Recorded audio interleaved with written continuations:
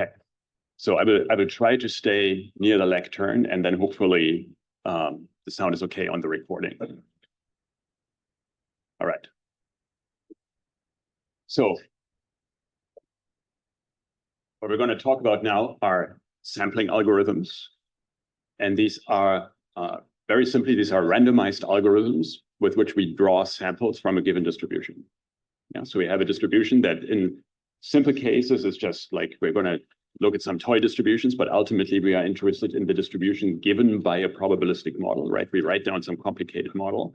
Now we would like to generate data that could have been generated by that model.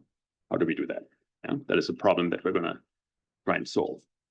So, and a sampling algorithm, just in principle, a sampling algorithm is an algorithm that takes as input takes a distribution that I call P here, and it outputs random values x1 through xn whose marginal distribution is this P.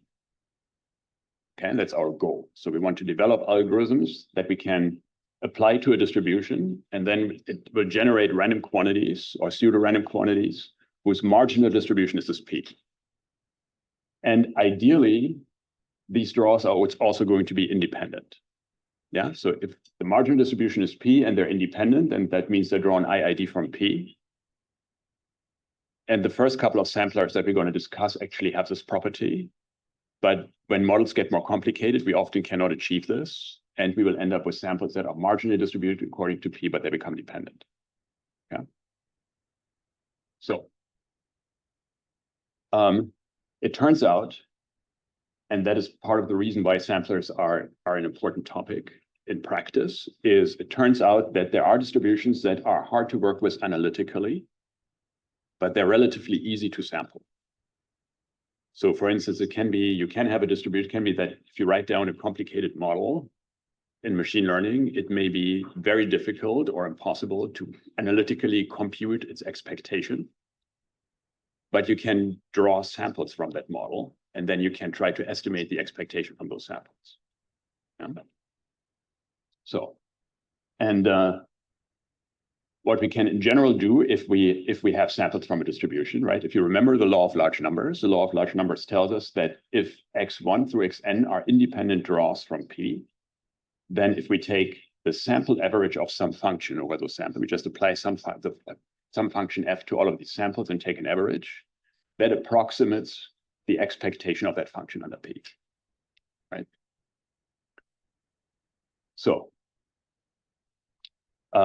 this is really the law of large numbers, but in some parts of machine learning, sampling is so common that people just refer to this as the Monte Carlo average because of Monte Carlo sampling that we will see later. Yeah. Okay. Now, one example where this is important is inference in Bayesian models. So suppose we have, what we have to think about a little bit is what can we do with an expectation like this, right? Like, where is this applicable? So in a Bayesian model, where we want to compute a posterior given data, so I'm using this notation script L here that is common in probability. That means, so L stands for law, which is what mathematicians call a probability distribution. So this means the probability distribution of the random variable theta, okay? The law of the random variable theta. So if I look at the probability distribution of some of my parameter random variable theta given data x1 through xn, right? Then this here is the posterior distribution under n samples. If I want to work with this posterior, but I cannot compute it analytically, right? Then we will see examples where it's then still possible to sample from this posterior, right? So we get random values that we can think of as samples from this parameter P. So, and then we have to do something with them, right? So all we're talking about here in this chapter is the algorithms that produce those samples. But then after that, you still have to do something with them, right? And many Bayesian methods work by sampling a posterior, but then you have to think what you do with these samples. And of course, one thing you could do is you could now try to fit some simple model. You could do a density estimation on these samples. If you want to actually have some approximate form of the posterior, then once you have the samples, you're still you still have to solve a density estimation problem, right? Okay. So, but one thing you can do is you can compute a posterior expectation, right? So some function f on the parameter space, you can compute the expectation just using, again, the law of large numbers as a sample average. And one way where that becomes interesting is something called the predictive distribution, right? So this is an important quantity in Bayesian statistics. You have data x1 through xn from your model, and now you want to predict the next data point, xn plus 1. You want to compute the probability for the next data point, right? So, and that of course not only happens in like Bayesian statistics, that is also what you do in a language model, for instance, right? You have words x1 through xn, now you want to predict the next word or compute the probability of the next word.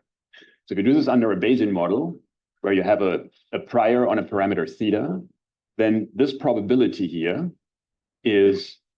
can be computed as taking the likelihood of xn plus 1 given the parameter value theta, right? And then integrating it against the posterior,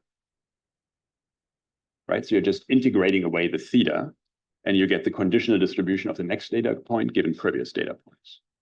So, but if you look at this integral here, you see that this is an expectation under the posterior, right? If you fix xn plus 1 here, if you fix the value of this, and this becomes a function of theta, think of that as your f here, right? And this here is an expectation under the posterior. So you can compute this from samples approximately as, so this is the expectation of this function under the posterior. So you can now take samples from the posterior and compute this. Yeah. Of course, you have to reevaluate it for every different value of xn plus 1 here. Yeah. So that's one way how you can use these samples.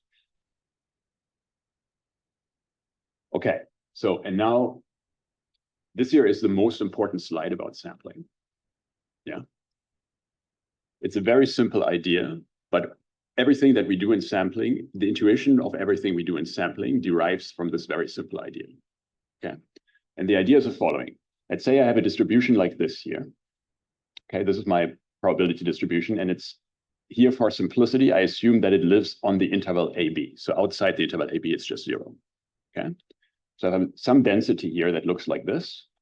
And now I want to draw samples from that density. So and now we make the following observation. Imagine I put a uniform distribution on the area under the curve. Okay. So here I have colored the area under the curve purple. Imagine I put a uniform distribution in 2 dimensions, right? A 2-dimensional distribution. I put a uniform distribution on this 2-dimensional area here, this blue area under the curve. Yeah. And now I draw samples from that uniform distribution. So I get random points that are distributed somewhere here on this area. Okay. If I now throw away the vertical coordinate, right? If I take these samples and just project every one of them straight down onto the x-axis, the points on the x-axis here that I get are going to be distributed according to this distribution. Right? So it's very simple, but let's think it through again. Because it's like 11 o'clock in the morning, right? So what we're really doing here is we're just using the definition of a density, right? We're basically using the idea that we use to define probability densities just backwards. What a density does is it puts a value on each point here, and the relative values, the relation of these values to each other tells us how many points there are in this inch. Here, the density is about twice as large as it is here. That tells us that there are about twice as many points here as there are here, right? And so if we, and that relation is given by the vertical value, right? So it's proportional exactly to the area under the curve. And so if we throw uniform samples on the area under the curve, then we get a higher density here just because there's more area here upwards. Yeah, and that is what we're using.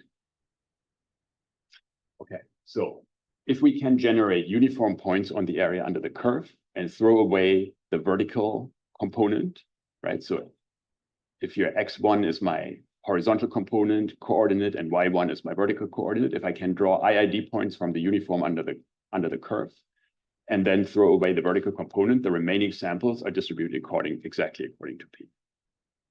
Yeah. Okay, and in principle, that is all we want to do in sampling. The problem is just that it turns out to be really, really hard to put a uniform distribution on that area under the curve. Yeah, and that is a problem that in one way or another, we're going to try to solve. Yeah. So another remark right at the start, this picture here is a toy distribution. And I mean, pictures that try to illustrate this and related topics, rejection sampling and so on in books, they all look suspiciously like this. And of course, the way I made this picture is I took a Gaussian and another Gaussian and plotted a mixture, right? And the way this comes about is like, you want to plot this, and then you're like, okay, I can plot a Gaussian. They're like, oh, no, not a Gaussian, right? And then you just take two Gaussians to make it look complicated, right? But if you have something that looks like this, you would never use a sampling algorithm. Because here, if I have two-dimension, this is a mixture of two Gaussians in one dimension, I can do analytically anything I want with that, right? I don't need to sample. And in general, good rule of thumb, any distribution that you can even roughly plot somehow, you would not use sampling, right? Sampling is something that we tend to use on complicated distributions, and complicated typically means distributions with dependence in high dimensions. Yeah, we will come back to that in more detail. Just disclaimer, we're drawing this in order to visualize it as something simple, but if we actually had something that's simple that we can draw, we would not use sampling typically. Okay, now, how do we draw uniform points? In this case, it's actually really easy to do that, yeah, for this toy distribution. So we know how to define a uniform distribution on, say, a rectangle, right? That's really easy. You just put a uniform distribution on each of its sides, yeah? So we can put a uniform distribution on a rectangle. So we can simply enclose this purple area in a rectangle. So now what do? You draw uniform points from the gray area, so including the purple one, right? You draw uniformly on this rectangle. And then you throw away all points that are not in the purple area, right? And then you can convince yourself very quickly that the remaining points are going to be distributed uniformly on the area under the curve. So you throw away every point that's above the curve, and you're stuck with you remain with uniform points in the area under the curve. So this algorithm is called rejection sampling. So you just generate X, Y uniformly on this gray area B. So B includes, so the gray area plus the purple area, right? The area within the rectangle, by independently sampling uniformly on this axis and uniformly on this axis. Yeah. So, and now in order to check whether you're in the area under the curve, what do? You take the vertical coordinate, you put it into the probability density, so into this curve here, right? So you get the value here. And then you check whether your vertical coordinate is above that or below it. That's it. Yeah. So, and if this is smaller, then that means you're below the curve, so you keep the sample. And if you're above the curve, you reject it. Yeah, you discard it, and that's the reject in rejection sampling. Yeah.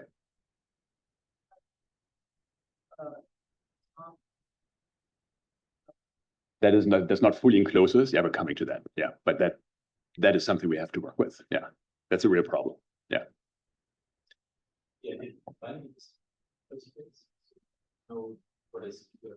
Yeah. So here we're just using this toy distribution. Usually, what we have is we have some model, right? Imagine we have written down like an HMM or something, and now we want to sample sequences from that HMM. How do we do that, right? So this distribution, what we then have to work with is whatever high-dimensional distribution on sequences we have defined on some space. It's really hard to think about what that even looks like, right? But here we're slowly working our way now towards maybe being able to work with that. Yeah. So, but if things look that simple, this is something we could do. Yeah. Okay, so principle clear. Yeah, sorry. the test fits, we have to evaluate the value of P. Yeah, so this still means we have to evaluate the value of P. And so that brings us like to what distributions we can apply sampling generally. We need to be able to evaluate the distribution, or we will see later, at least up to normalization. We have to evaluate it. But evaluating at a point tends to be much easier than to sample or to integrate. Yeah. Okay. All right. So then when something we can observe is that this also works if we scale things. So in order for this principle to work, this doesn't actually have to be a probability distribution or probability density. It doesn't have to be normalized. It just has to be non-negative. But if we scale it by some positive value, yeah, then it doesn't integrate to one anymore. It still works, right? We still can, because it still expresses that, because everything that expresses is relative weights of points to each other, right? And those don't change if I scale everything by one constant. So if I would take this entire thing and scale it up by some factor k, then I can again enclose it in a box, right? And apply the same principle. So, and that is the first example of why we don't need it to be normalized. We only have to be able to evaluate pointwise. Yeah, but it's okay if we only know P up to normalization. Yeah.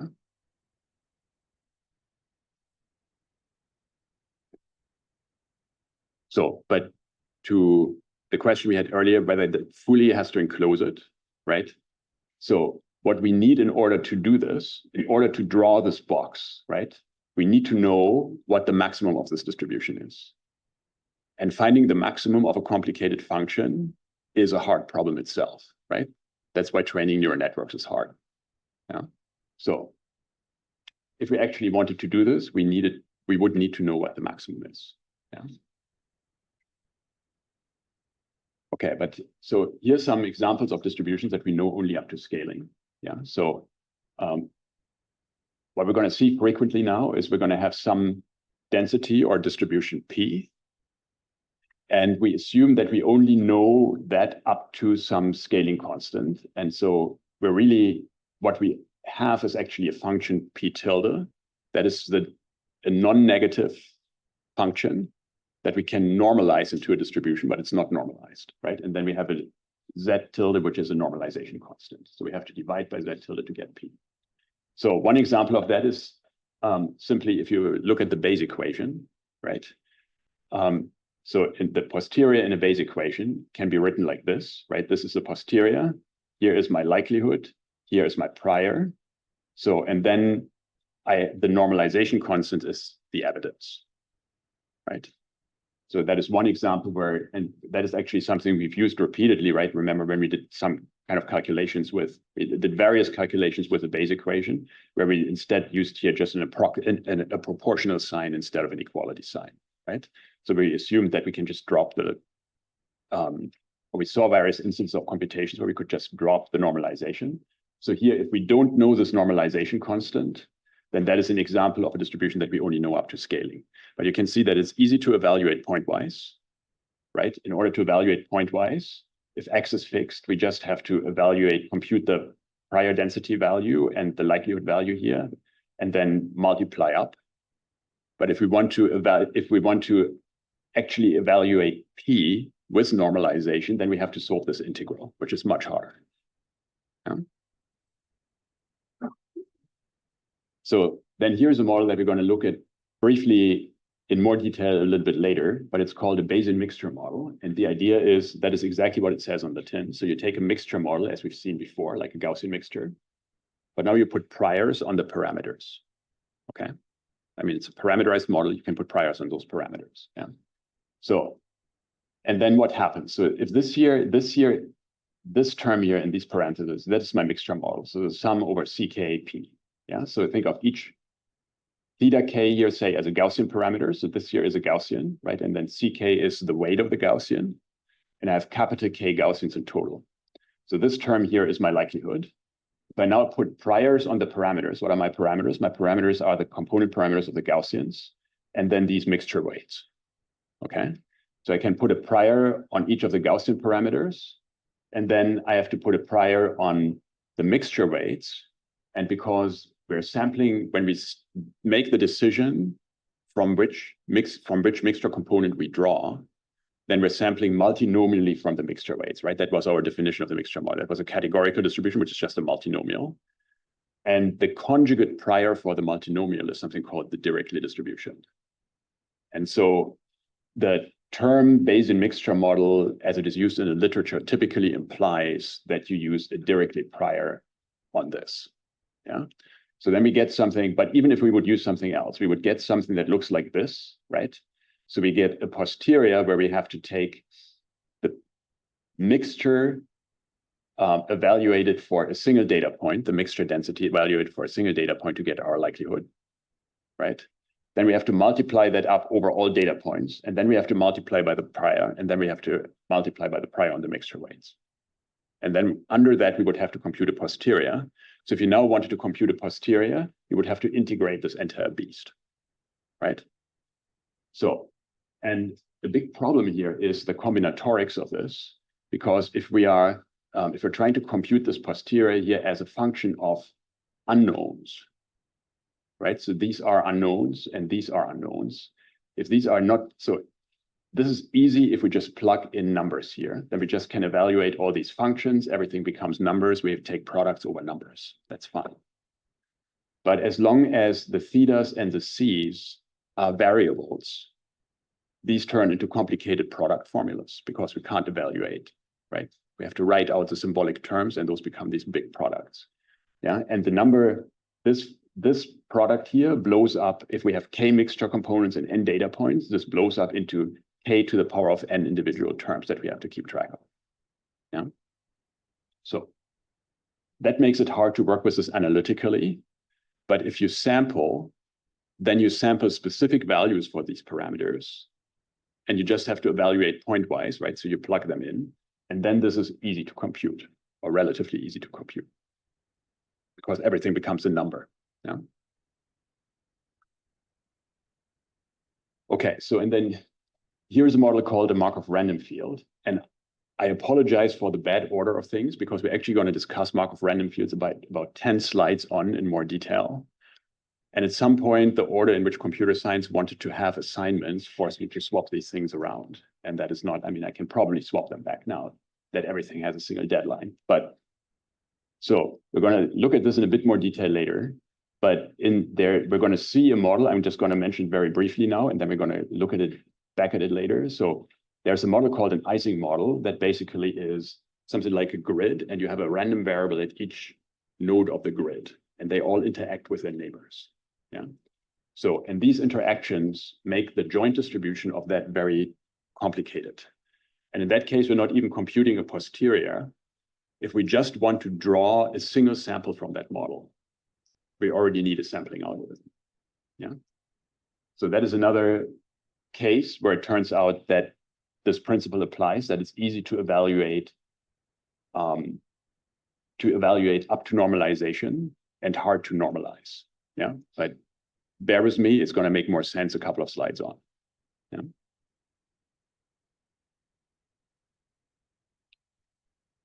So we now come back to our rejection sampler. So the example of rejection sampling that we looked at so far, this toy illustration, that lived on the interval, right? So because it lived on the interval, we could draw a box around it and put a uniform distribution on that box because it was a bounded volume, right? Now, if you imagine that this here would actually be like a Gaussian distribution or a mixture of two Gaussian distributions on the line, they are not confined to an interval, right? They put a little bit of mass arbitrarily far out. So I can't really draw a finite sized box around them, right? And that means I can't apply this idea of putting a uniform distribution on a rectangle. Yeah, the rectangle would be infinitely large. I can't normalize that distribution. But it turns out that you can actually use any distribution instead of that uniform. And that is by applying the same trick that we use to invent rejection sampling, but backwards. Okay. So if we're not on the interval, want to sample uniformly from the enclosing box. That doesn't work. Instead, we choose a distribution that I call R here, that is called a proposal distribution or proposal density. Okay. And that is this distribution here. Okay. So it's still gray, but it's not a rectangle anymore. It's the area under some curve of a distribution. And the way we have to pick this is we have to choose this distribution, the gray one, as something that we know how to sample from. Okay. So imagine we choose this just as a Gaussian. We know how to sample from a Gaussian. Okay. So if we can sample from that, then what do we do? So we sample a value X according to this gray distribution. So that gives us a point down here on the line, right? So, and now we sample a vertical coordinate. We stretch this out vertically. We sample a vertical coordinate by choosing this point. Say we have sampled a point here. And then we take the interval from here, from this point X up to the curve. And we sample uniformly from that range. Yeah. So that's what we're doing here. So we plug X into our distribution R, into this curve here. And then we make a uniform draw between 0 and this value. So we invent a vertical coordinate. Yeah. And we draw it uniformly from the possible range of being under the curve. Okay. So now by exactly the same principle, we applied one way to get rejection sampling, right? We're kind of doing this backward. We're not sampling uniformly under the curve and then throwing something vertical away. We invent this vertical coordinate, but by the same principle that X was distributed according to this distribution, the points we get this way are now uniformly distributed on the area under this curve. Yeah. So this way we're getting uniform points from the area under this curve. And now we can do exactly the same thing as before. We throw away all of those that are not in the purple area and keep just those. And that gives us uniform points that are distributed uniformly on the purple area. Okay. So in summary, what we're doing here is we choose some distribution from which we know how to sample. And then we have to scale P so that it's entirely beneath that distribution, right? It must not stick out anywhere, which of course, again, means we need to know the maximum of this. So we scale this down so that it's the blue area, the purple area is entirely enclosed in the gray area. And now we sample points from R, from the proposal distribution. Then we sample uniform vertical coordinates. And then if the vertical coordinate does not exceed the value of the blue curve at that point, we keep the sample, and otherwise we throw it away. Okay. So here the uniform coordinate, the vertical coordinate is only an auxiliary that we only use once, only to make this comparison, and then we throw it out. And all points for which this is larger are thrown away, all the other ones we keep. Yeah.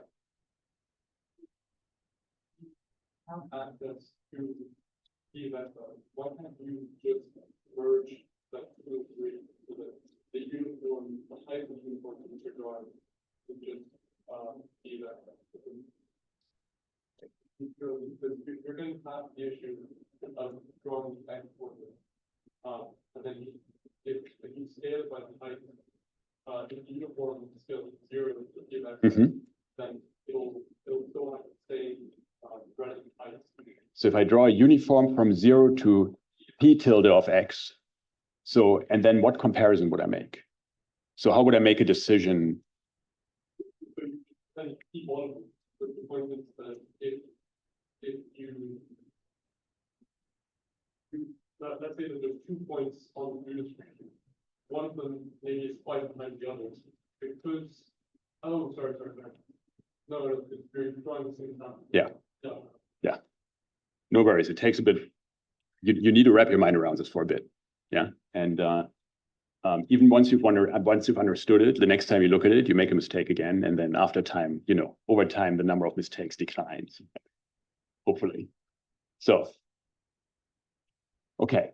So this is how we rejection sample on the line or on Euclidean space. Yeah.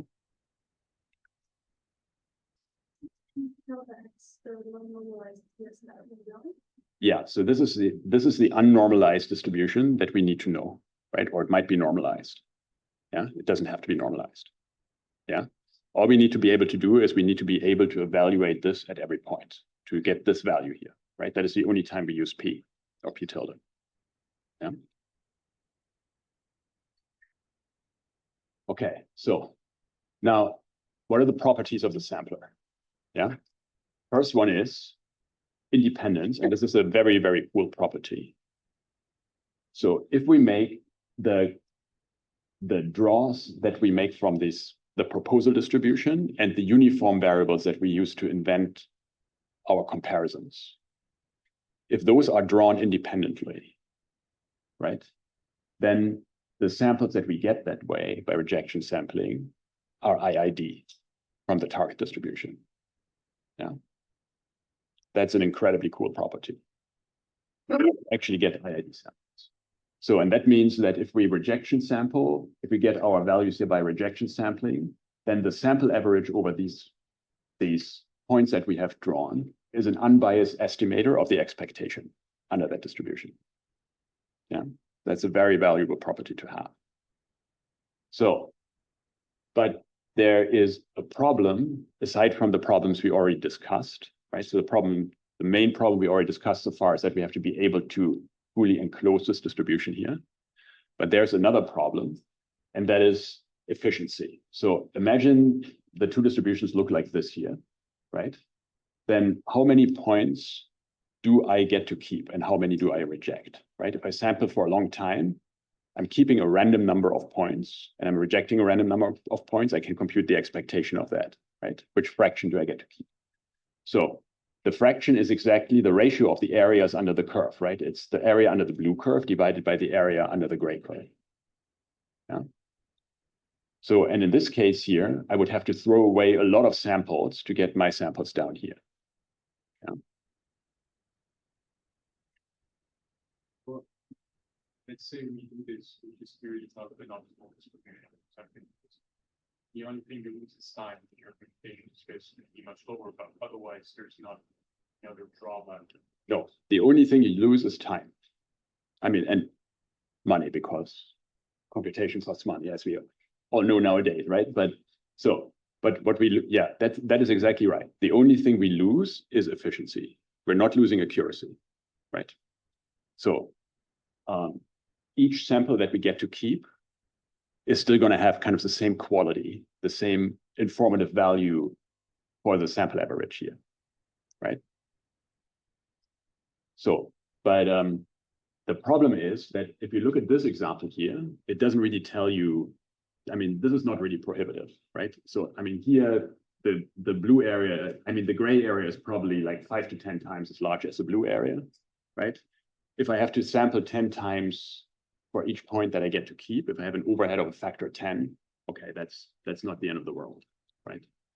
The problem is that in the distributions where you actually need to sample, that are complicated enough that you need to sample and high dimension enough that you need to sample, the factor is probably not going to be 10. It's going to be a million, a billion, something like that. Yeah. So, and I'm trying to visualize this here. And this is, so I wrote purely qualitative here, and I mean purely qualitative. Okay, this is a cartoon. This is a cartoon. So,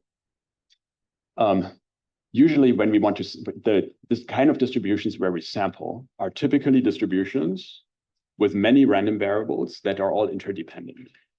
That is what makes things complicated. Yeah. If we have a one-dimensional distribution, we can usually handle it without sampling somehow. And if we have a high-dimensional distribution where the dimensions are independent of each other, then we can just treat them as separate one-dimensional distributions, right? So it's really the dependence between the dimensions that makes things complicated. And in the high-dimensional distributions have like very weird shapes, yeah? And so this is a kind of cartoon that I drew for you to visualize the method, but this is really a very bad depiction of a high-dimensional dependent distribution. And a high dimension, if I try to graph what a high-dimensional dependent distribution would look like in one dimension, yeah, then I get more something like this. So the point is in high dimensions, what you typically have, what dependency does is you get the probability mass concentrates in lots of very small areas. Like it looks very patchy. You have probability mass in lots of small areas that are distributed across this very large space. And then in between, you have probability of almost zero. Yeah. So you have like lots of tiny islands of probability, almost nothing in between. And that is what I try to plot here. You have these regions where the density is almost zero. And then you have these spikes where you have some probability mass sitting in some point. Okay. But this is really an attempt to draw something high dimensional that I can't draw. Yeah. So, but if you now imagine that we had a distribution that looks like this, okay, and you want to rejection sample it and put your Gaussian that you can sample over it or something, right? So here, if I were to sample from this, then basically I would have to draw, imagine I'm drawing uniform points from the gray area, and I only get to keep them if they exactly hit one of the blue lines, right? That would be the name of the game here. Yeah. So, and this is really something that grows these ratios expand exponentially with dimension generally. Yeah. So if the number of variables goes up, then you very quickly get 10 to the 6, 10 to the 10s to the 20th, right? In probability, that happens very quickly because everything is multiplicative or approximately multiplicative. Yeah.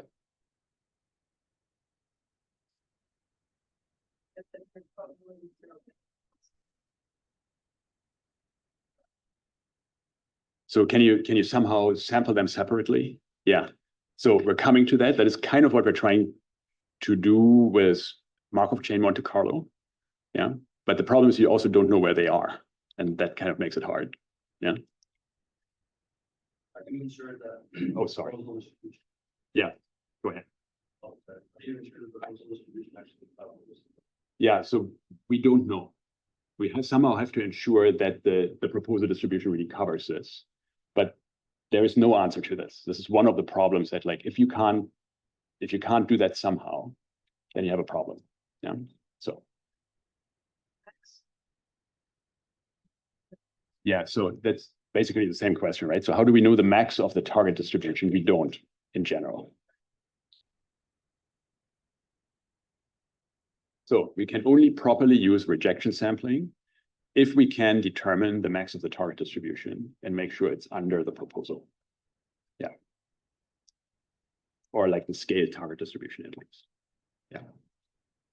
Yes. Given all these constraints, what is rejection sampling ever used for other methods? So I think in practice, there's relatively few cases where you get to use rejection sampling, except in certain discrete distributions. And where you actually just have finitely many possibilities. And their rejection sampling can be super useful. But in general, it's really, I think, like here I discuss it mostly because it's important in order to understand what we do later. Yeah. So it's like what we would like to do if we could. So now how can we tweak that method in cases where we encounter problems? Yeah.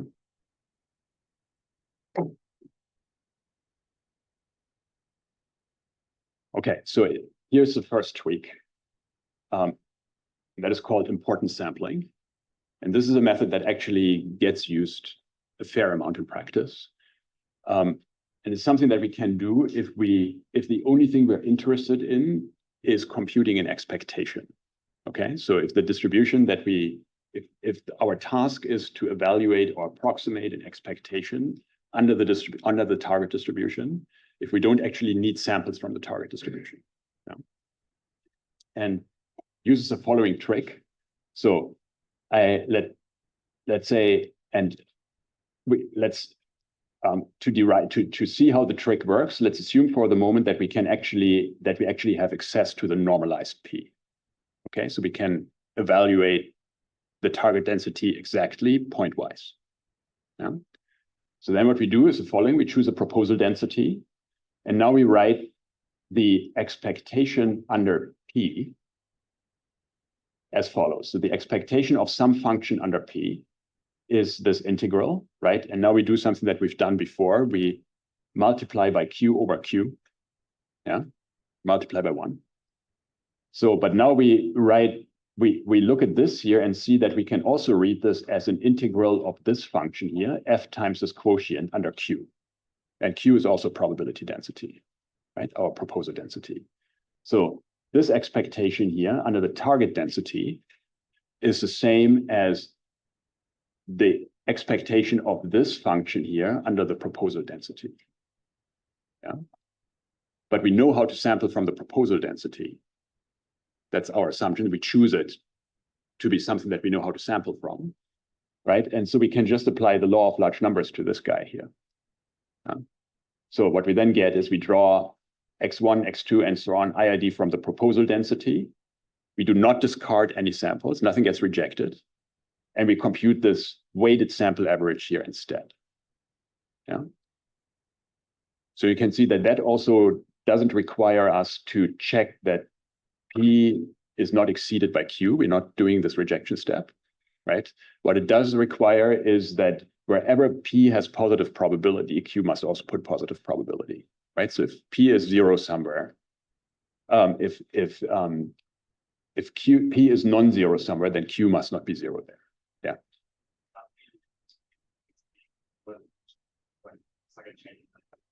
It's a change from area. So, but the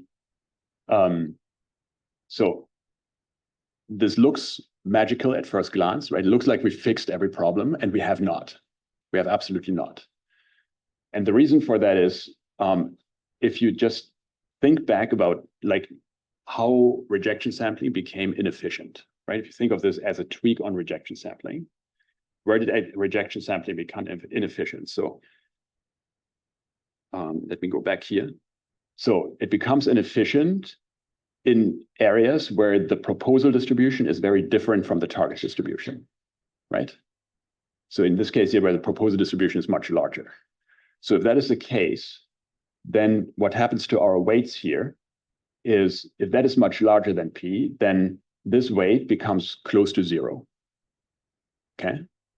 And so we're taking this weighted sample average, and if the weight is close to zero, then the data point that you have drawn doesn't play a large role in that sample average, right? It's just a very small correction to that sample average. And so basically, you're not becoming inefficient in a binary way, 0 or 1. You're not rejecting, discarding things. You're just weighting them down. But if the number of samples is large enough, then that doesn't really make a difference, right? That doesn't really make a difference. So this fraction here is going to be close to the expected number of rejections or of non-rejections.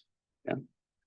So in both cases, we would have an efficient method or we get an efficient method if the proposal distribution is very similar to the target distribution, right?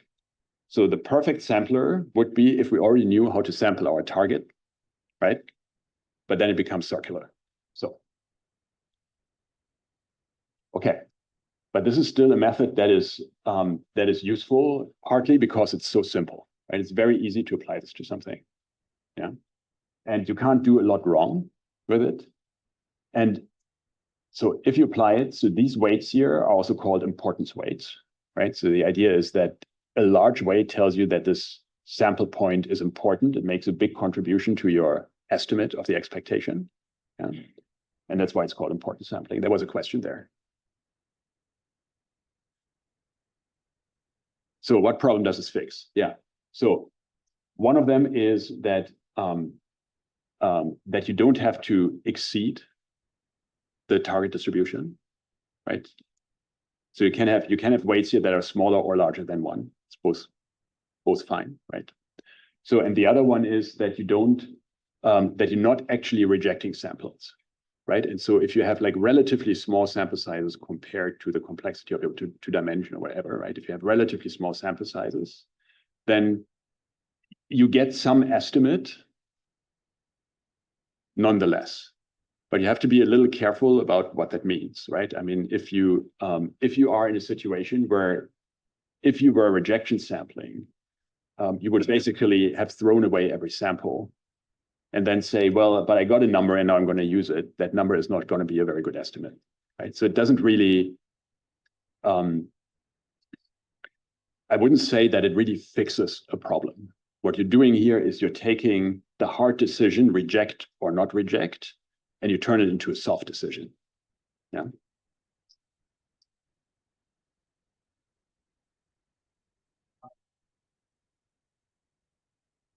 So we can evaluate P of X, but it may still be hard to integrate under it, right? So computing this expectation can still be very hard. Yeah. And all we're doing here is computing expectations under P, right? So this is really, in a sense, this is a substitute for quadrature, if you will, for numerical computation, for numerical integration. Yeah.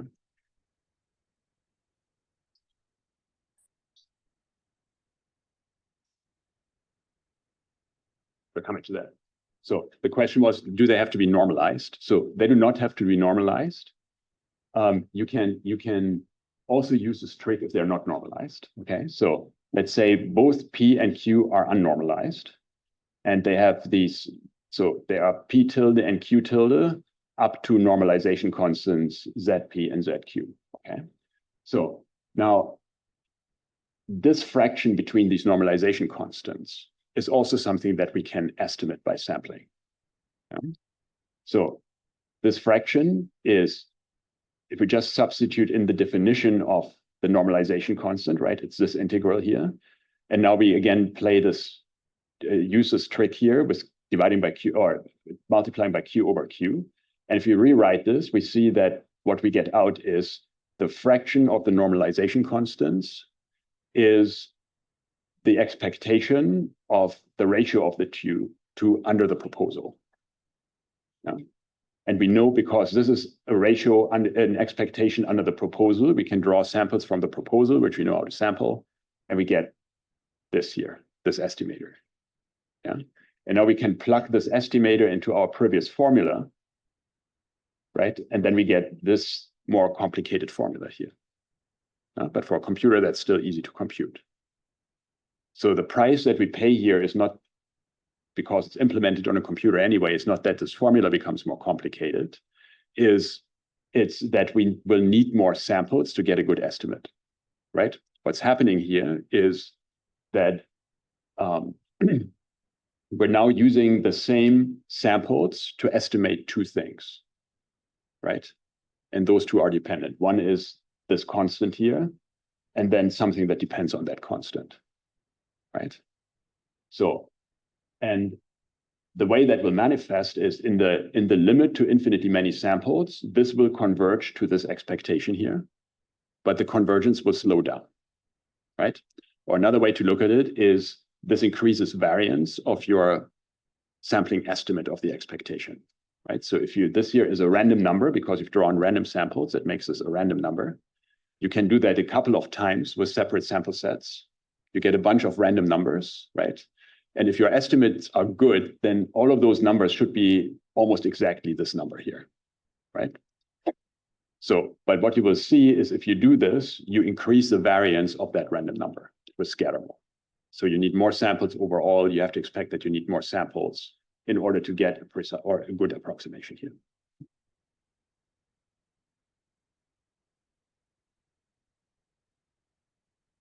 Okay. There might be a situation where we might not know that.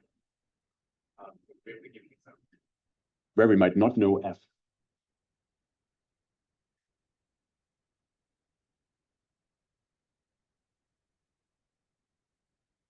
Okay, so the function that whose expectation you want to estimate, you don't know, and you somehow can important sample that nonetheless.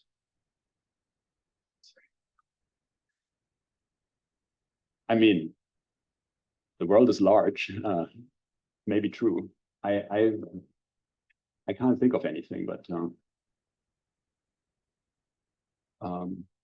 yeah, I'm not claiming they're wrong, but I can't think of anything.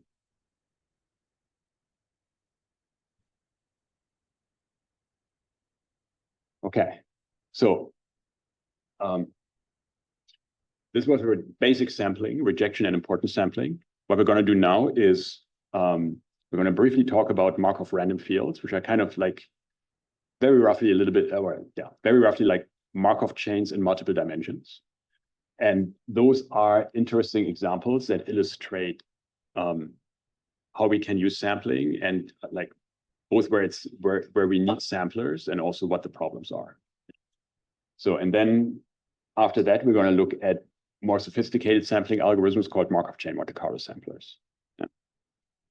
Okay, so the Markov random field is something like a Markov chain, but on a grid or on a graph, right? So in the Markov chain, we had just this graph that was a chain, right, over time, like a discretized time axis. And now imagine instead of using a discretized time axis, we use a discretized plane. Yeah. So we might have a grid that looks like this, just a two-dimensional grid. Think of this as extending far in each direction. In mathematics, often infinitely far, right? In computation, something like finitely but large. And now we associate a random variable with each of these vertices in the grid. Yeah. So imagine that to each of these vertices, we attach a random variable. And so a draw from this Markov random, the Markov random field is what we call the Markov random field is the joint distribution of these random variables. Yeah. So if we make a draw from that Markov random field, then we get something like a random assignment of each of these nodes to a number. Yeah. Okay. So, but now a Markov random field is not any joint distribution of such variables. It has a specific structure. And that is we use this, so we have this graph here, and we think of, so that has a vertex set, right? So this is a set of these nodes here. And then each of the edges in the graph has a weight, okay? We give a weight to each edge, yeah? And I'm drawing an edge here to indicate that it has non-zero weight, right? So if there's no edge, like here, then we can think of that as the weight being zero, okay? So we have an edge weight that is a real value, and we make the edges undirected, right? So there's, that means that the weight between node I and J is the same as between node J and I. Yeah, so otherwise, like we would have an edge in this direction with an arrow on it and an arrow in the opposite direction, but here we just have undirected edges, yeah. Is it still a random Markov field if you make it direct with the graph? So let me define it first and then say something to that. Yeah. So now in this, we want to define a joint distribution of these random variables on this. And for that, we define the neighborhood of each vertex, which is a set of all vertices that have edges connecting to it, right? So the neighborhood of this vertex here in the middle would be the purple vertices. Those are part of the neighborhood. This and this and this and this are not part of the neighborhood. And the idea with the neighborhood here is basically, if you think of a Markov chain, then remember that every random variable depends on the past only through the previous value, right? And now we basically want to generalize this idea of the predecessor to something that is not a chain. And so we look at this neighborhood. So what we want to express in a Markov random field is something like this variable should now become conditionally independent of everything else given these neighbors. Yeah, that is the semantics of Markov random field. So that is called the Markov property. So the random field, so a random field is just the joint distribution of all these variables. And we say that that joint distribution has the Markov property if it has the property that the random variable at vertex I given the random variables at all other vertices, that distribution is the same, the conditional distribution is the same as the distribution of vertex I given only those in the neighborhood, right? And that is exactly, if you remember, conditional independence. If we can drop all of those that are not in the neighborhood from the conditional, that is conditional independence. Okay. So if that is true, then this joint distribution is called a Markov random field. And so now to your question, whether with directed edges. So here, because the only thing that we're defining is a neighborhood, right? So you're either in the neighborhood or not. In a Markov random field, the edges are always undirected. But this is in a special case of what in Manish's part of the class will be of a graphical model, which Manish will discuss in more detail. And in a graphical model, you can make these edges directed. But the term Markov random field implies that they're undirected. Yeah? So it's really another way of putting it is that a graphical model is a Markov random field is an undirected graphical model. So those two are the same thing. Okay. Now, in Markov random fields, like a terminology or a formalism that is often used is that of energy functions. And that is, if you just think of any probability distribution or density, right? We know that that is non-negative.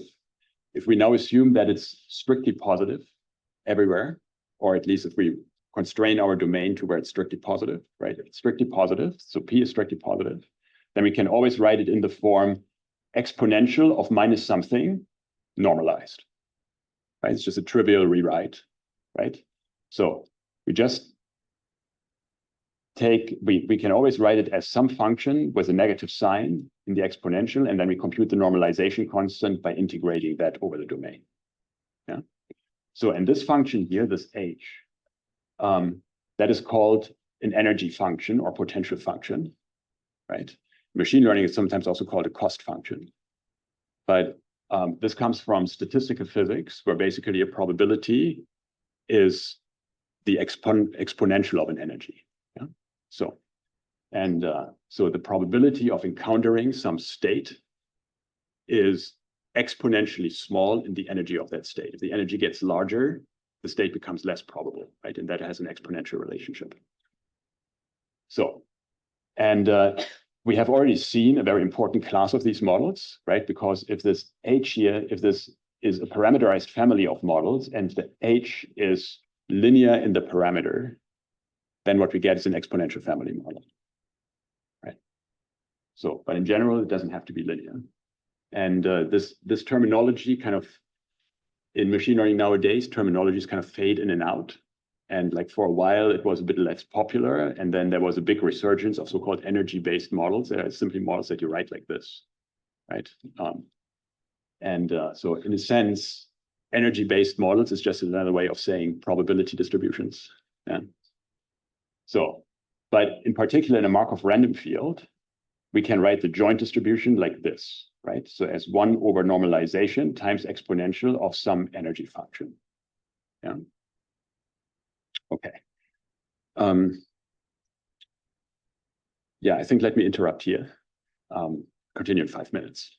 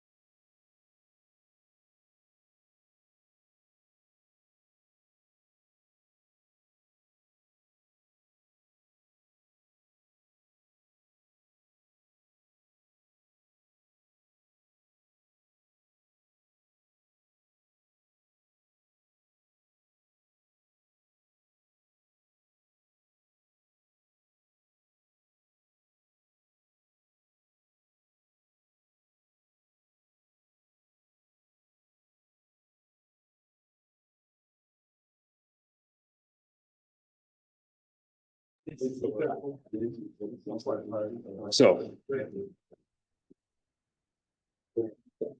this is the abstract definition, the general definition of a Markov random field. Now let's look at a concrete one. And this is, I mean, there's one particularly, or like a class of particularly important ones.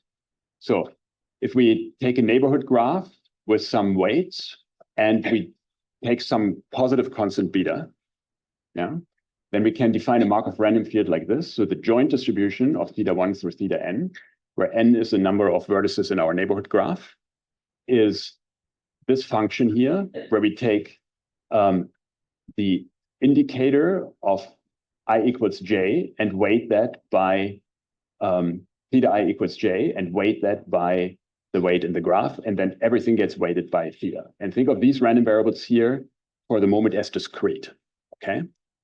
So what we're doing is we look at two variables, and so if they're not neighbors, then the weight is 0, and they make no contribution. If the weight is non-zero, then they make a positive contribution to that exponent if they have the same value. Okay? So they make a positive they make a positive contribution to the exponent if they have the same value, if the weight is positive. So if all my weights are positive numbers, yeah, then whenever two neighbors have takes the same value, that becomes more probable. Okay? If I make the weight negative, the opposite happens. So neighbors taking the same value becomes less probable. Yeah. And there's no contribution if the weight is 0. Yeah. So by tweaking these weights, I can make either the probability increase with correlation or decrease with correlation. Yeah. So, and that is called, in general here, this is called the Potts model, right? And so here our energy would be minus beta times this function, right? Because we defined the energy as something that we have exponent to the power of minus energy, right? So the energy here is minus beta times this function here. So, and in physics, the beta is often interpreted as something like an inverse temperature. Yeah. Okay, and so here is a more concrete example. So this is a specific case of the Potts model, and that is the case where every weight is either 0 or 1. So we either have an edge or we have no edge. And if there is an edge, then the weight is just 1. Okay. So the only tuning knob that we have is the beta, right? Only thing we can change is the beta. Once we have chosen the graph, of course, right? But let's say our graph is a grid. And now we fix some beta value here and choose this distribution. This is also called the Ising model. So the Ising model is a special case of the Potts model. Yeah. This is just the simplest Markov random field that you can come up with, right? I mean, it's really hard to think of anything simpler than that. But the mathematically, it's still far from solved. Yeah. So one of the first Fields medals that was handed out for probability was Stanislav Smirnov in 2010. That was specifically for conformal invariance in the Ising model, of percolation in the Ising model, right? And that is something that is, I mean, it gets very complicated, but I think when people first thought about Ising models, they probably would have thought like, yeah, that's something basic that we do in a couple of weeks and then, right? But that is just not how things worked out. These models just become very, very complicated. So we're nowhere near really understanding them properly in a mathematical sense, although there's been, in the last 10 years, there's been a lot of progress. But that progress is really, you know, it looks large in hindsight, but we're still, I mean, we're still very far away from a proper like analytical understanding of these models. So, but here are a couple of draws from this model, and these are generated by sampling algorithms, by a specific sampler called the Gibbs sampler that we're going to look at later. Yeah. So let's see what happens here. Here, the grid, the graph has size 56 by 56. 56 by 56 vertices. Each variable is binary, and these variables are plotted here as black or white. Yeah. So, and if I set in that setup here, if I set the beta to 0, then the actual values have no influence, right? So what I get here is just the uniform distribution on all possible colorings of this graph in black and white. Yeah. So think I can plot that as like this little image here. So I get a uniform distribution on every possible image consisting of black and white pixels. Yeah. So, and there are 2 to the power of 56 times 56 of those, right? So you can convince yourself fairly easily that that uniform distribution is the same distribution that you would get if you just flip an independent fair coin for each of these pixels. That also gives you the uniform distribution on this. So if I set beta to 0, I'm just sampling this picture here by IID coin flips. 56 times 56 IID coin flips. That is the case where I just have no dependence between neighbors. Yeah. So now I'm increasing the beta. That means I'm introducing dependence between neighbors. So, and the neighbors are exactly like this. So every pixel, the neighborhood of every pixel here is defined as its direct neighbors. So it's vertical and horizontal direct neighbors. So each pixel has 4 neighbors like here, right? Okay, so now I'm increasing beta and I see something like this, and you can see, okay, that makes sense. I get kind of continuous regions, right? Like here I've clearly, this is dependence, right? I have black pixels next to black pixels and white pixels next to white pixels. So now if I increase beta further, then one of the 2 colors starts to take over, right?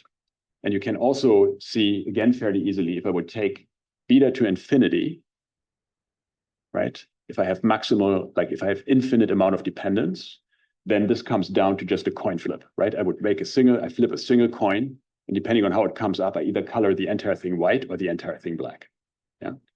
And so as I increase beta, I get a solution that looks more like that. So, and then I increase beta even further, but it's still finite. I increase beta further, and I get something that looks a little unexpected, right? So suddenly I have a lot more black and white than here, right? It's a much more even split. And also this line here is perfectly straight, right? It just doesn't look random. Yeah?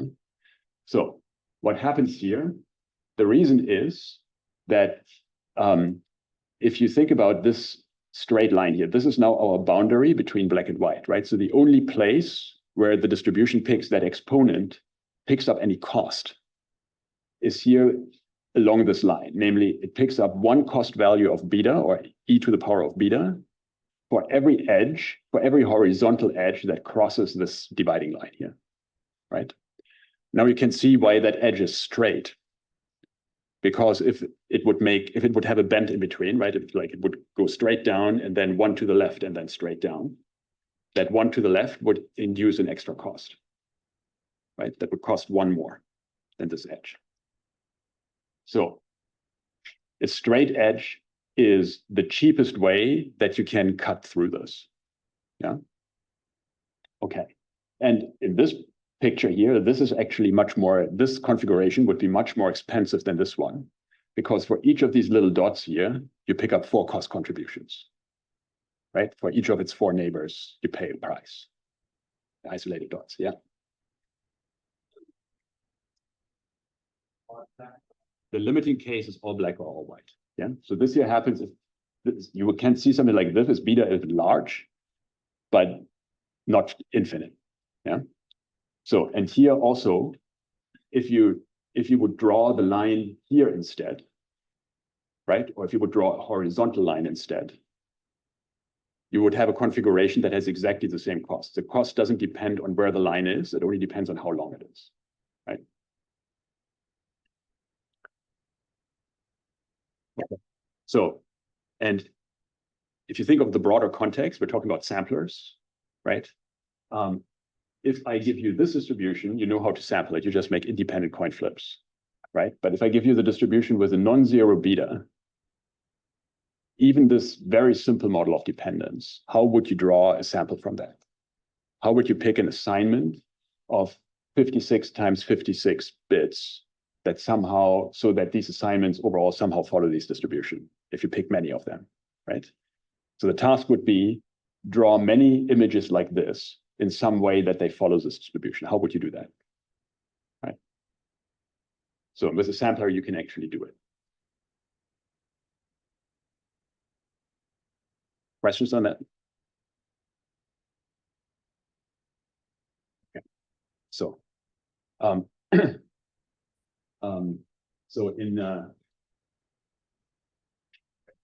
when we looked at the sequential case, right, where we just had a Markov chain instead of a Markov random field, we then went on to use that Markov chain as a latent in a hidden Markov model. And we can do something similar with a Markov random field and use it as a latent. Yeah, and that is something that is used, for instance, as a prior distribution in image smoothing. So in that case, we would have something like a Markov random field down here. So imagine these four here are Markov random field, and the lines here between them at the bottom, that is the neighborhood graph of the Markov random field. So that is our latent distribution. Yeah. And now for each of these, we define some emission distribution. So we make a draw from the thetas here. And then we plug each of these thetas in a distribution and draw a number x. Yeah. And that gives us these four x's here. So this x is drawn dependent on this theta, this x is drawn dependent on this theta, and so on. Yeah. So it's the exact analog of the hidden Markov model, but for a Markov random field as a latent. Yeah. So, and if you now imagine that your x values here represent something like a picture here, but instead of being like a random black and white picture, it's some natural image, right? Then by making these parameters here strongly dependent, by encouraging the parameter of the distribution to be the same at neighboring sites, you introduce spatial smoothness. Yeah. Okay. So, and that is the Bayesian mixture model that I briefly mentioned earlier. So here we have a proper definition. So we start with a mixture model as before. Think of each of these components, say, as Gaussian, right? We have a parameter variable and a mixture probability, and I've written that as capital here because we think of them as random now. So, and then we put a prior on these parameters, and we put prior on the joint distribution of the weights here. And again, this is the Dirichlet distribution because it's the conjugate prior for the multinomial. And then we get this posterior distribution, right? So this is the same one that we've seen a couple of slides ago. So, and now you can combine that, for instance, with this Markov random field, right? And this is just for illustration, right? This is not a model that is very widely used, but it's a good illustration. So here we put a joint prior on the Bayesian mixture model, and now we basically at each location in the Bayesian in our random field, we draw from that Bayesian mixture model. Yeah. So let me go back to this illustration here. So think of each of these pairs here as a Bayesian mixture model, but now we encourage neighboring parameter values to be similar. Yeah. And that is, again, very similar to the hidden Markov model, where we also saw that we could think of that as something like a chain of mixture models, right? So, and then if you have an input image like this here, this is an image like a MRI image of some mammalian brain, yeah? Then this has a lot of speckle noise, right? So if you just run, if you estimate a mixture model on this, right? Say you take a mixture with 5 components, then the model explains every pixel as being drawn from one of those 5 components. And then you can just color those components with 5 colors in the image, and you get a segmentation of the image like this. So each component of the mixture then represents the local distribution of pixels in some area of this image, right? So that is the segmentation model. And this is the unsmoothed version. And if we now use a Markov random field prior to encourage smoothness, spatial smoothness here between neighbors, we might get something like this here. Yeah. So basically same model, but here with beta equals 0, no spatial smoothness in parameter space. And now we increase beta and gets more smoothness in parameter space. So it forces the model into a solution that looks smoother. Yeah. Yes. This additional observation stage from these sets to the axis, it doesn't consider like the Markov random field of the sets themselves. Yeah.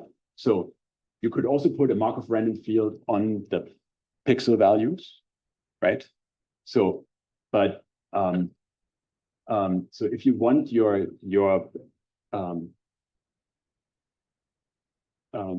if you want to explain this as a segmentation here, right? Then you have to connect the color basically here, the color coding that has to represent a component in the mixture, right? So if you would put the Markov random field on the outputs, then you would say, I draw from some model first, it produces something noisy. And then before I show that image to somebody, I smooth it, right?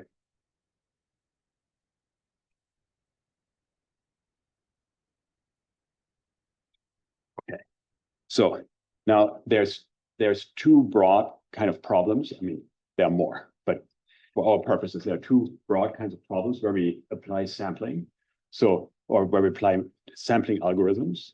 One is the actual sampling problem. So that is the problem, the generative problem. The problem generates samples from some joint distribution, right? So we define some complicated models. We want to draw a sample from it, right? That is something we face broadly in any kind of advanced generative model, right? When we build a generative model in machine learning nowadays, typically the distribution you get is way too complicated to do anything with it analytically, right? And if you want to draw an image from a generative model, then it's some kind of sampling process, right? Some kind of sampling process goes on. So, and which is not to say that that is necessarily something that we should think of as a sampling algorithm, right? Like there's often like some form of transformation algorithm, there's normalized flows and all of these kind of things. But basically the problem is we have to generate a draw from a complicated joint distribution. Yeah. So the other problem is an inference problem. So that is the example we saw in the previous slide. If we use the Markov random field as a prior distribution, so now we have to, in order to do inference in that model, in order to fit that model, we need to approximate the posterior distribution. And that is again something that gets too complicated analytically, and we can only do it by sampling typically. Yeah. So for instance, mixture models, the kind of mixture models we've discussed here before, the mixtures of Gaussians that we've seen before, those have been around for a long time in statistics. But the Bayesian mixture model is something that only really started to show up in the literature in the 1990s. And the reason for that was that at the beginning of the 90s, the Gibbs sampler was introduced in statistics, and suddenly it was possible to inference in these models. Before that, it was just not possible to do inference. Yeah. Okay. So now we have a simple illustration, and by simple, I mean this one here. We have a simple illustration of how hard it can be to sample from a distribution with dependence, even if the distribution otherwise is very simple, right? It's just a bunch of binary values. It's the dependence that makes it complicated. Yeah. So, and now we come to Markov chain sampling. And this is a class of sampling algorithms that is motivated roughly as follows. So imagine we wanted to, again, if we draw a one-dimensional cartoon, yeah, we want to sample from a distribution that looks like this. It has a single very sharp peak somewhere. And otherwise it's almost zero. Yeah. So this peak is like concentrated on think of that as concentrated on some very small area. And we don't know where that area is, right? So you can't actually, when you have to work with this, you can't actually look at the distribution as we're doing now. You just have like some program in a computer that represents it, and you try to draw samples at it, right? You just build your rejection sampler, you try to draw random values on it, and it just tells you you hit or you didn't hit, right? So then after a while, you're going to get really frustrated. Yeah. So now the problem is now if you do something like rejection sampling, as we have done before, even if you finally hit this area and get to keep a sample, then you cannot benefit from that further down the line, right? So when you have to draw it, you now know where that area is, but your sampler actually doesn't remember that because you generate your samples IID, right? So you finally have found the area, but you lose, in terms of your algorithm, you lose that information again immediately and have to start over. Yeah. And so that raises the question whether you can somehow keep that information and keep using that information. And that is what a Markov chain sampler does. So the idea is, instead of producing our samples by a process that is IID and never remembers the past, we want to generate from a sampling process that can remember the past. But that, of course, comes at a price, right? Because that means if it somehow uses information that we have gained by sampling in the past, then that introduces stochastic dependence between the samples. Yeah. And so that is where the Markov chain comes in, because if we want to keep that dependence under control, right? We want things to be as independent as possible. If we want to, for instance, estimate an expectation, right? If we make our samples very strongly sequentially dependent, the estimate is going to converge very slowly. Yeah. So the best kind of randomness that we can get out is IID randomness. And now we're thinking about paying the price of not getting actual independence, but we want to keep the dependence that we introduce under control as much as possible. And Markov chains are the best way, I mean, the most decisive way to keep dependence under control. Yeah. So we only allow the sampler to remember the past through the previous. Everything the sampler knows about the past is summarized by the previous point. Yeah. Under control. Yeah. So what do I mean by under control? Nothing specific. Yeah. No. So what I mean is, if you want to control how long range your dependence can be, right? And so a Markov chain, if you assume that if you impose the conditioning that your sampler is a Markov chain, then you have dependence on the past, but you know that dependence, that it couples with the past only through the previous observation. Yeah. So that limits, it has a limited time horizon. Yeah. So, but you can already see, even without understanding how that actually works, you can already see just conceptually what kind of problems or some of the problems it's gonna introduce, right? Because if I find this region here, and then I somehow use the fact that I now know where this region is, right? That means that I'm gonna like stay here, or at least draw from this region like every other time, or something, like whatever strategy you want to come up with, right? So what if there are two spikes and you don't know where they are? Right? Then the moment you have found one, you're going to start preferring that one, right? And unfortunately, that is, in a sense, what Markov chain samplers are doing. Yeah. So,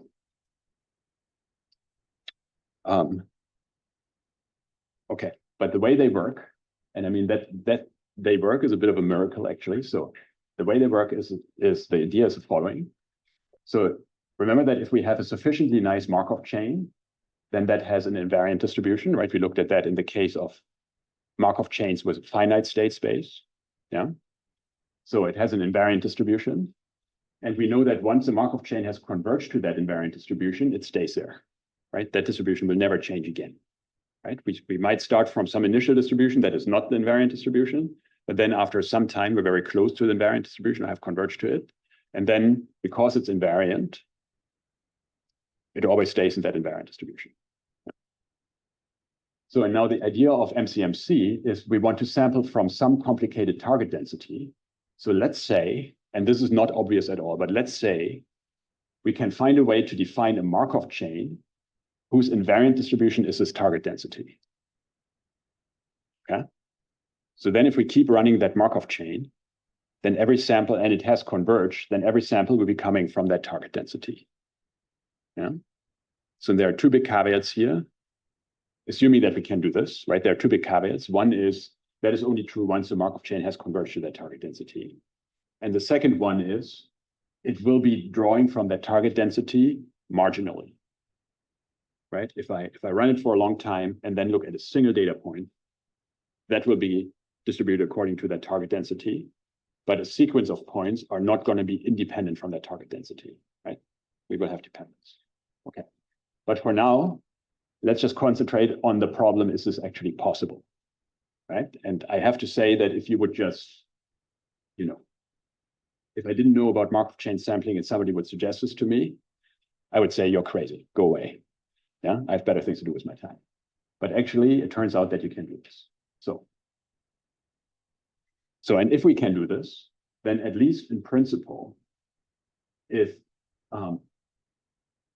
xi plus 1 is permitted in a Markov chain to depend on xi, right? So we have some form of memory. We can somehow remember something about the past. So because it's quite abstract, and because we looked only at Markov chains so far on a discrete state space, let's just look at how we could build a simple Markov chain in a continuous state space. Because usually, I mean, not exclusively, but most often in machine learning, we're interested in sampling on continuous state spaces. And so Euclidean space of some high dimension. So here's the way you can build a continuous Markov chain. So our state space is X. Before that was finite. Now we're going to make it Euclidean space. A very simple way to build a Markov chain is as follows. So here I've graphed the contour lines of a spherical Gaussian. Yeah. Imagine I have my current point, like where I'm currently in my chain. How am I going to generate the next point? I'm going to just place my spherical Gaussian. I'm just going to center it at my current point. And then I'm going to draw the next point from that Gaussian. Okay. So, and then I move my Gaussian to that next point, and then draw another point from that Gaussian. Now, you can see immediately that that is going to be a Markov chain, right? The distribution at each time is completely defined by the location of the previous point. So I have the Markov property, but it's not independent. I have sequential dependence, right? Because each time I'm moving my Gaussian to a different location, I have sequential dependence.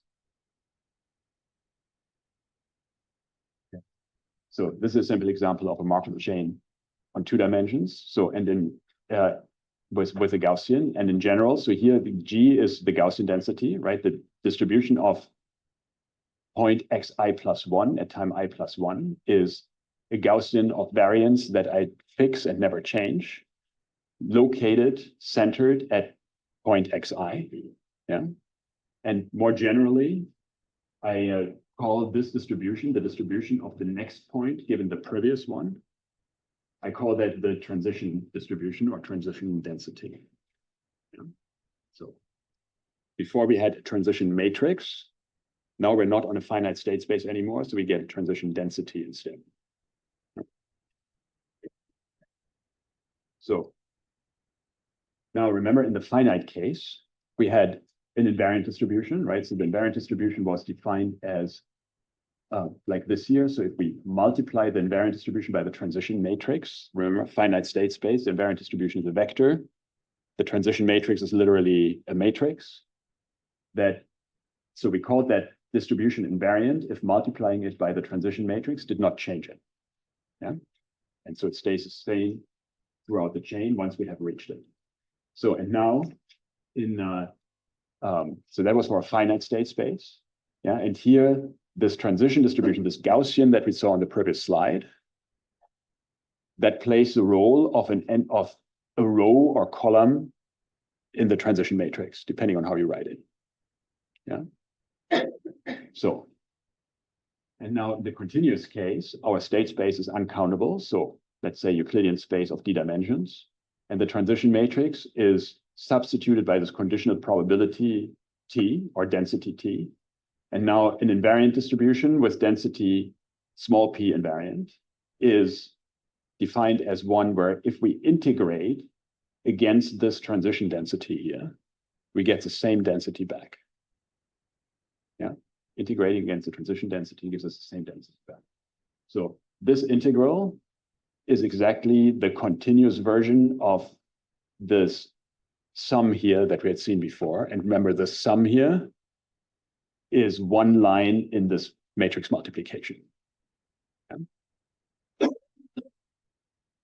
So think of the y as one dimension of that matrix and the x as the other dimension.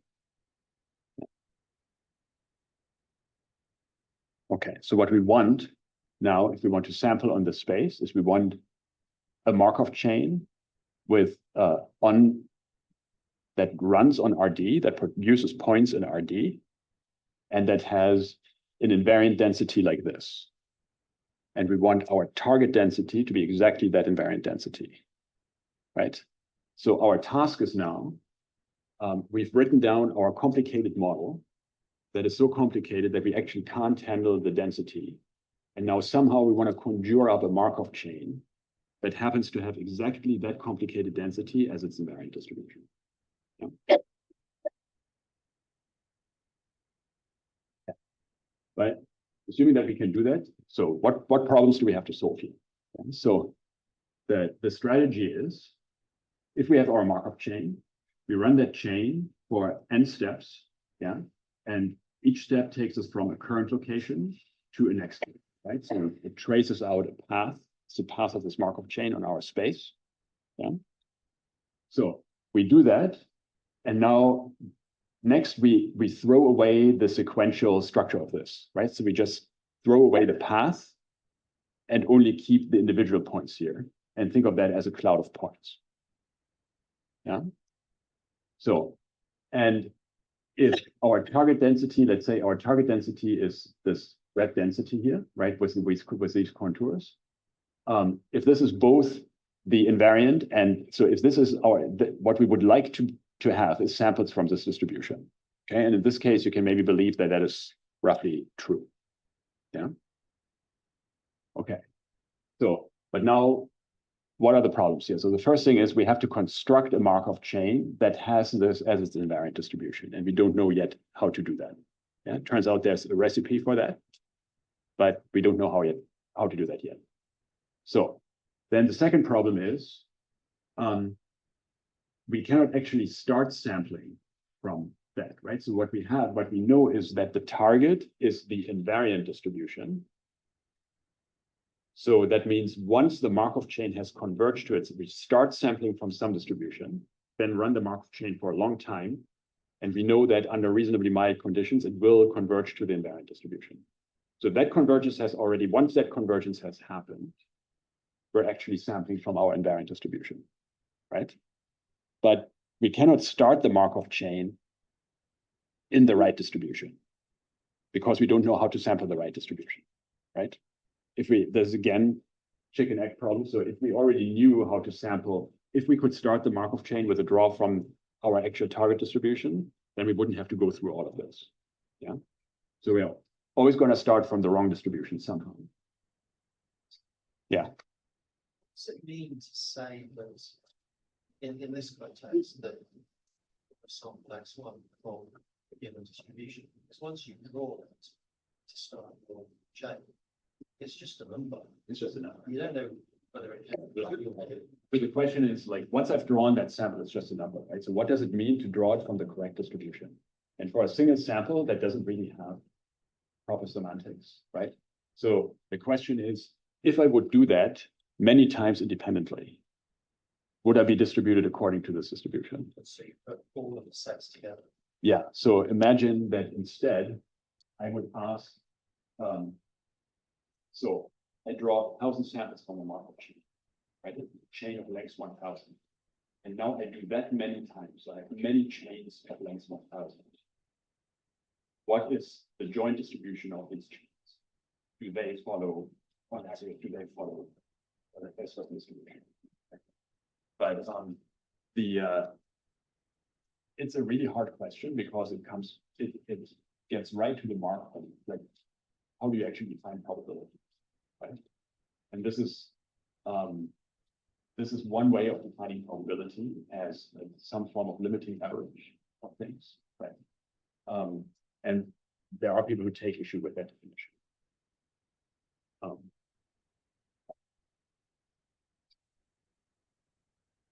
But for machine learning purposes, we're fine with that definition. Yeah. Okay. So I would love to say more about that, but I think I have to move on. Okay. So so then the final problem, the third problem is each of these points is marginally distributed according to our, so once we have converged, right? Once we're actually sampling from the right distribution, each of our points here is marginally distributed according to this distribution.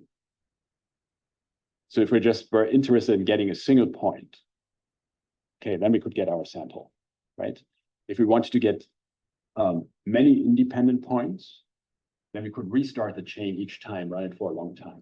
I really don't want to do that for efficiency reasons, right? So what we want is we want to take points from this path here and treat them as independent samples or roughly independent samples from this distribution. Okay. Okay.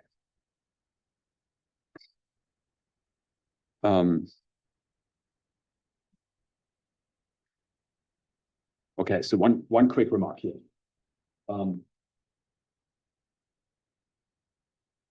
A part of this problem, why these high-dimensional models get so complicated, is that volume behaves really oddly in high dimensions, right? So one problem is that with each dimension that we introduce, we get more dependence within our samples, and that gives the distribution this patchy shape. So that's one problem. But another problem is that volume in high dimension behaves really unintuitively. And so we have, as humans, we tend to have a very strong intuition for how volume behaves, right? Because it actually plays like, I mean, our brains actually use geometry, the geometry of the space that surrounds us quite a lot, right? And so we have strong intuition for that, but that is the geometry in 1, 2, and 3 dimensions. Okay? And volume in high dimension behaves very differently than 1, 2, or 3 dimensional volume. Yeah. And one way to do this, if I can find a marker that works.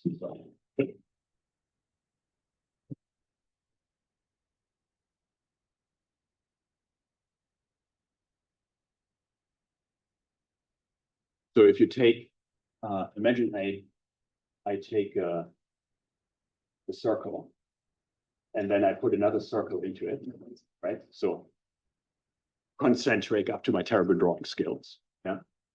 So, and this has, one of them has, so the smaller one has radius R1 and the larger one has radius R2.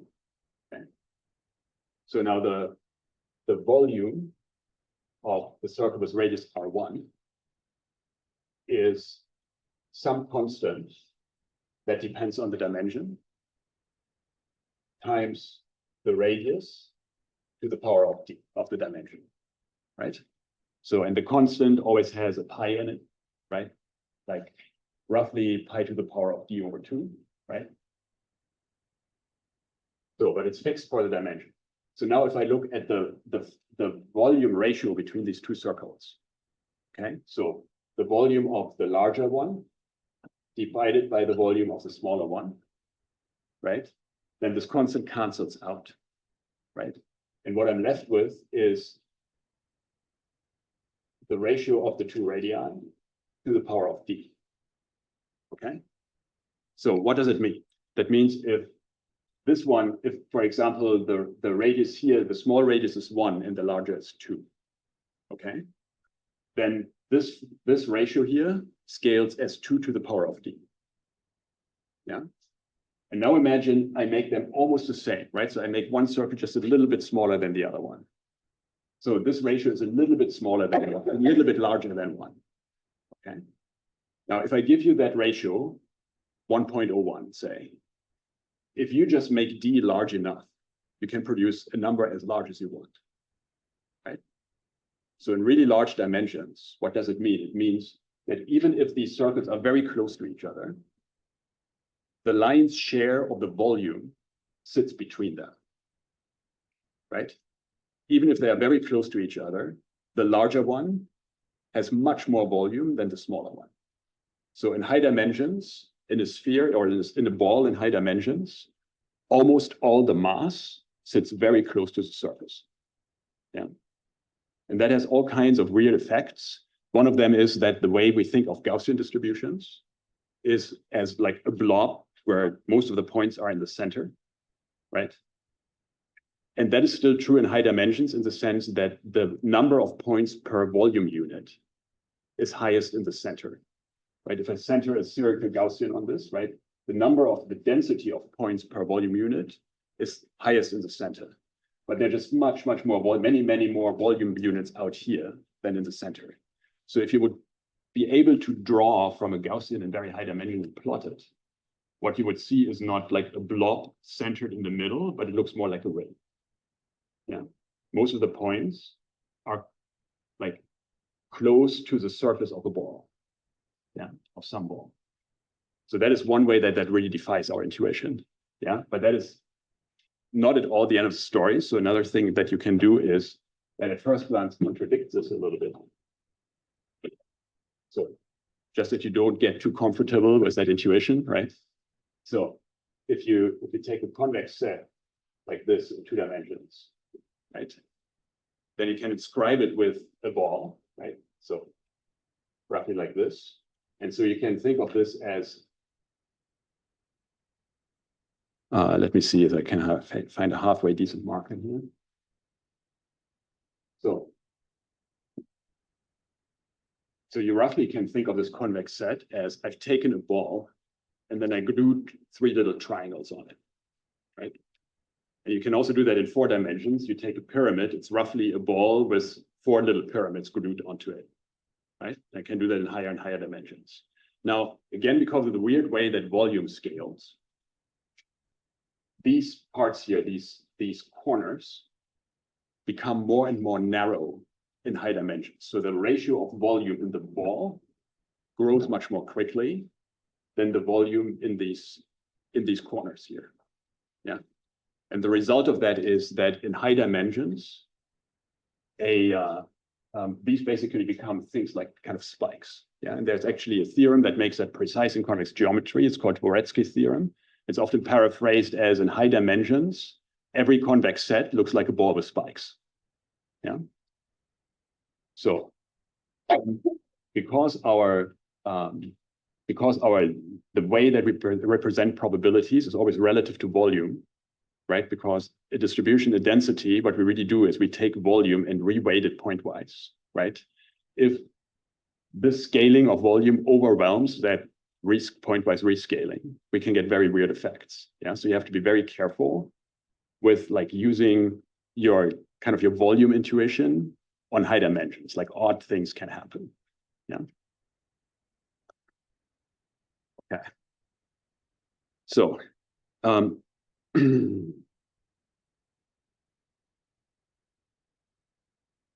yeah, okay.